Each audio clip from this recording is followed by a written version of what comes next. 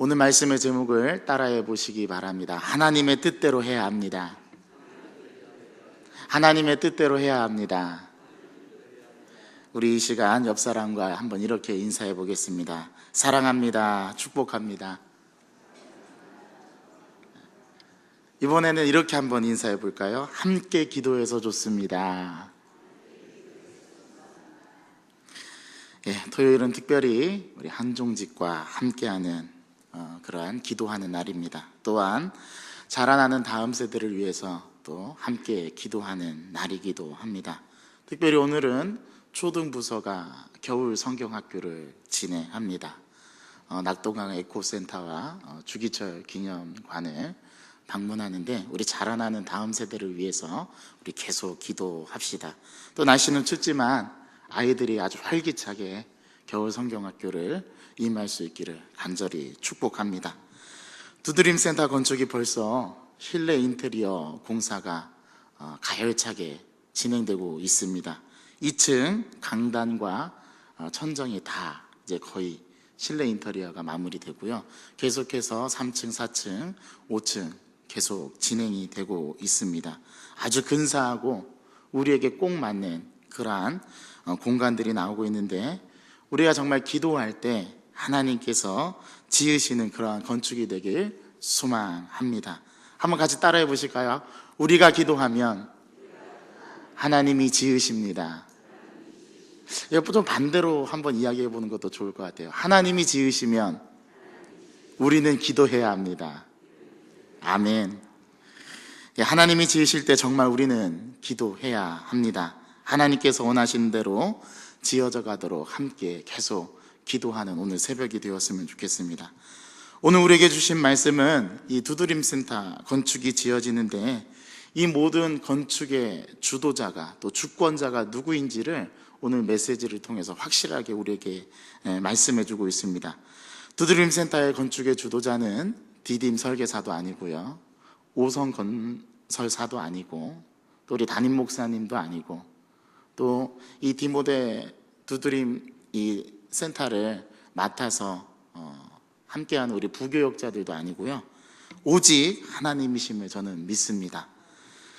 우리가 하나님께서 하신다는 사실을 이렇게 인정하게 될 때 우리에게 어떤 원망과 불평이 아니라 소망과 기대감으로 더 가득 차게 될 줄 믿고 그렇게 이 모든 건축이 진행되기를 간절히 소망합니다. 오늘 한번 본문을 잘 보십시오. 32장은요 모세의 노래라고 알려진 장입니다. 그런데 그 모세의 노래로 이스라엘 백성들에게 모든 율법을 이제 가나안 땅을 들어가기 바로 직전에 모세가 이스라엘 백성들에게 모든 율법을 다 들려주면서 너희가 가나안 땅에 들어가거든 정말 이렇게 살아야 한다라고 당부하는 말씀이 바로 오늘 32장의 내용입니다. 그런데 이 모세의 노래로 이스라엘 백성들을 가르치는 모든 내용 끝에 오늘 우리가 봉독한 이 말씀 가운데 하나님께서 개인적으로 모세에게 말씀하시는 내용이 오늘 본문에 등장하고 있습니다. 아주 지극히 개인적인 말씀이거든요. 하나님께서 모세를 여리고 맞은편에 있는 모압 땅에 있는 아바림 산에 오르라고 하고 그 아바림 산의 중간에 있는 꼭대기에 느보산이 있는데요, 그 느보산으로 하나님께서 모세를 부르십니다. 무슨 말씀을 하시려고 부르셨을까요? 그리고 하나님께서 그 모세를 부르셔가지고 이제 들어갈 가나안 서편 저 땅을 바라보라고 명령하십니다. 이스라엘 자손에게 기업으로 주시겠다고 한 땅이 그 바로 요단 서편 가나안 땅이지 않습니까? 창세기 12장에서 아브라함을 부르셔가지고 자손을 약속해 주시고 땅을 약속해 주셨던 바로 그 땅, 꿈에 그리던 땅, 성경이 우리에게 가르쳐줄 때 젖과 꿀이 흐르는 땅이라고 말했던 그 땅을 지금 모세에게 바라보라고 이야기하는 것입니다. 430년 만에 드디어 애굽을 탈출해서 하나님께서 약속하셨던 그 땅을 바로 이제 한 발자국만 내디면 밟을 수 있는 바로 직전에 그 땅을 바라보라고 하는 겁니다. 얼마나 감격스러웠을까요? 이 모세의 마음에 얼마나 가슴 벅찼을까요? 야, 이제 우리가 저 땅으로 들어가는구나. 얼마나 기대감과 소망으로 가득 차 있었겠습니까? 지금까지 백성들의 원망과 위협과 힘든 고비고비의 순간을 넘어서 이 40년 동안의 광야 생활을 마치고 이제 들어가기 직전에 아마 서편을 바라보면서 모세는 이러한 생각을 했을 겁니다. 야, 이제 적과 꿀이 흐르는 땅으로 하나님의 백성이 들어가겠구나. 나도 저 약속의 땅으로 들어가는구나. 아마 그런 기대감과 설레임으로 엄청 마음에 그러한 기대감으로 가득 찼을 겁니다. 저도 엊그제 시간 나는 대로 매일 이렇게 두드림 센터를 오르락내리락 하면서 이 공사 진행을 보고 인테리어가 어떻게 진행이 되는가를 체크하는데요, 늘 올라갈 때마다 제 마음에도 그런 생각이 들어요. 야, 이제 5월이면 우리가 저 공간으로 들어가겠구나. 우리 아이들이 이제 새로운 시설에서 또 새로운 공간에서 하나님께 기뻐하며 예배드리는 날이 이제 5월이면 오겠구나. 저도 그런 생각을 하면서요, 그런 생각하니까 막 기대감이 차올라요. 막 기대가 돼요. 그리고 우리 청년들이 그 다목적실에서 300석 되는 그 예배실에서 예배를 드린다고 생각하니까 너무 기분이 좋더라고요. 모세가 아마 이런 기분이었지 않았을까, 모세가 아마 이런 마음이지 않았을까 생각이 듭니다. 그리고 그렇게 막 기대가 되고 생각할 때 우리의 가슴이 막 심장이 쿵쾅쿵쾅 뛰지 않겠습니까? 여러분도 그러시겠죠? 네. 아마 잘 실감이 안 나실 거예요. 한번 시간 되시는 분들은 이 두드림 센터 지금 지어지고 있는 그 공간에 한번 가보시기 바랍니다. 진짜 많이 공사가 진행이 됐어요. 요즘 서홍기 목사님이 하루에도 몇 번씩 오르내리면서, 담당자니까 몇 번씩 오르내리면서 이 허벅지와 종아리가 꽤 단단해진 것 같더라고요. 얼마나 오르락내리락 하는지. 오늘 올라가고 아침에 올라가고 점심에 올라가고 저녁에 올라가고, 가서 또 이 부분은 이렇게 해주십시오, 저렇게 해주십시오.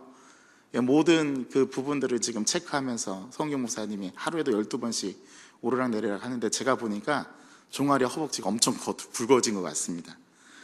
그렇게 기대하는 마음으로 이제 5월이면 우리가 들어간다는 그런 소망으로 아마 서 목사님도 그렇게 했을 텐데 모세도 그러했지 않았을까. 서편을 바라보면서 한창 감동을 받고 한창 기대와 소망으로 가득 차 있었는데 우리 하나님께서 모세에게 이런 말씀을 하시는 거예요. 야, 네 형 아론 있잖아. 아론이 호르산에서 죽었는데, 그리고 그 조상에게로 돌아갔는데 너도 이 올라가는 산에서 죽어서 조상에게로 돌아갈 거야. 그 산에 오르기도 전에 이 소리를 들으니까 제가 지금까지 드렸던 이 기대감과 소망이 아마 한순간에 우르르 아마 무너졌을 겁니다. 그런데 하나님께서 모세에 너는 못 들어가고 죽을 거야, 그렇게 말씀하셨습니다. 얼마나 들어가고 싶었겠어요? 얼마나 그 땅을 밟아보고 싶었겠습니까? 지금까지 얼마나 이렇게 힘들게 이 백성을 인도해서 여기까지 왔는데 못 들어간다고 하면 얼마나 억울하겠어요. 광야에서 먹을 것이 없어서 굶어 죽을 지경이 되니까 백성들이 돌을 던질 것 같았어요. 그것도 참아냈죠. 마실 물이 없으니 애굽에서 매장지가 없어서 우리를 여기로 인도해서 이 광야에서 죽게 하느냐고 이스라엘 백성들이 불평하고 원망할 때 그것도 다 받아냈죠.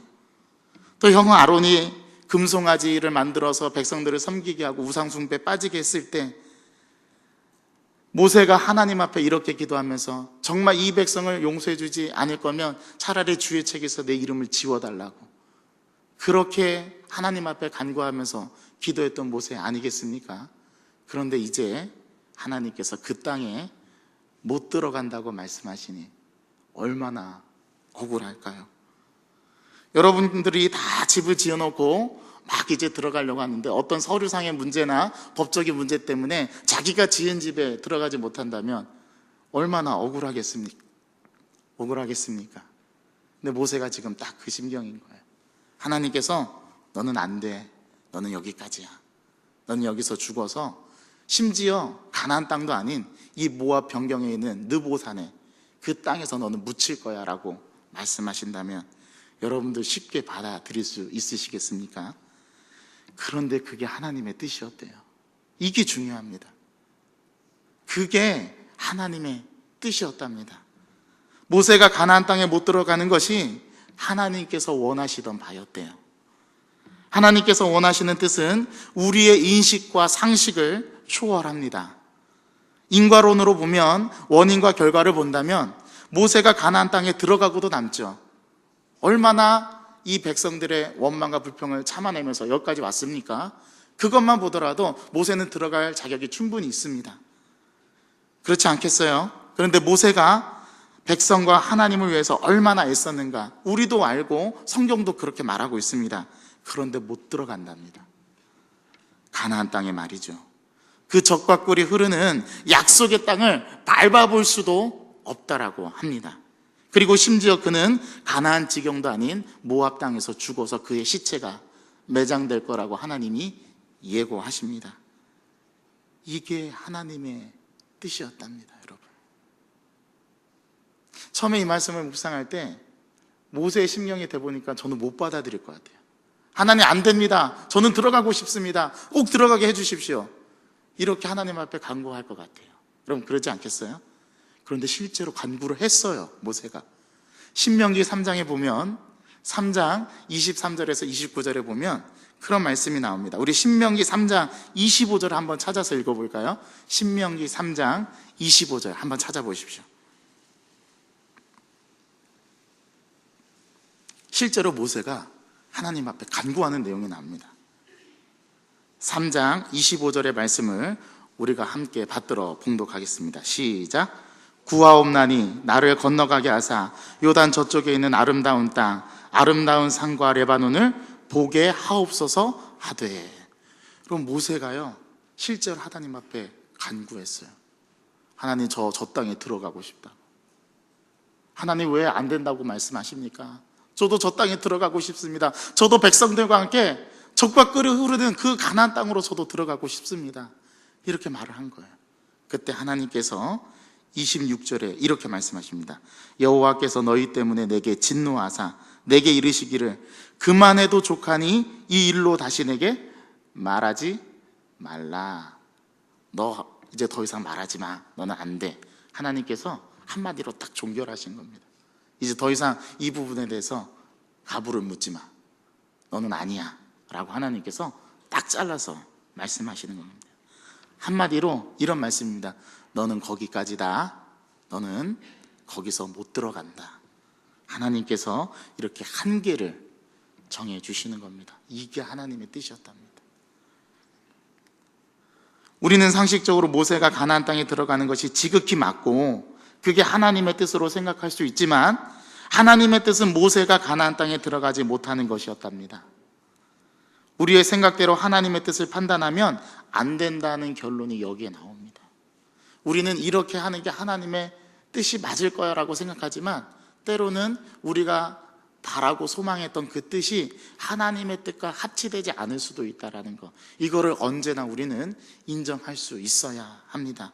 여러분, 교회 건축도 마찬가지입니다. 우리가 원하는 대로가 아니라 하나님이 원하시는 대로 이루어져야 합니다. 그래서 때로는 우리가 원하는 바대로 이루어지지 않을 때도 있죠. 그래서 저는 그걸 유연하게 받아들였으면 좋겠어요. 아, 하나님께서 원하시는 뜻은 다른 데 있는가 보다 라고 우리가 이렇게 플렉서블하게 유연하게 받아들인다면 우리에게 불평과 원망이 아닌 기쁨으로 더 하나님의 건축을 이루어갈 수 있지 않겠습니까? 하나님의 뜻대로 하는 건축이 될 때 하나님께서 기뻐하시는 건축이 될 줄로 믿습니다. 우리는 이렇게 하길 원하지만 결국 하나님께서 원하시는 방향으로 나아갈 때 그것이 하나님의 뜻대로 되는 건축이 되지 않겠습니까? 여러분, 예수님도 십자가의 길을 걸어가실 때 예수님의 의지가 있었어요. 예수님이 원하는 바가 있었어요. 그래서 예수님께서도 하나님께 묻지 않았습니까? 주님, 이 잔을 내게서 거두어 주옵소서. 기도했어요. 그 십자가의 길이 얼마나 고통스러울까를 우리 주님도 예상하셨습니다. 그래서 하나님께 기도하지 않았습니까? 겟세마네 기도에서 그 땀방울이 핏방울이 변할 정도로 애간장이 끓는 마음으로 간절하게 하나님 앞에 기도했죠. 하나님, 이 잔이 내게서 지나가게 하옵소서.